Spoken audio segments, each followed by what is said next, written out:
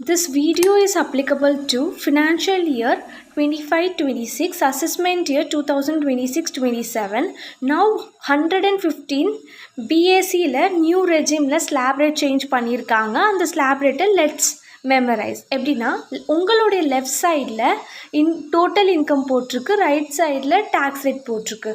Total இன்கம்க்கு 4 tables memorise பண்ணிக்கோங்க. So 4 to 0 to 4, 4 to 8, 8 to 12, 12 to 16, 16 to 20, 20லேருந்து 24, 24 அப்போ next tax rate வந்து நெல். Next 5%, 10%, 15%, 20%, 25% and 30%.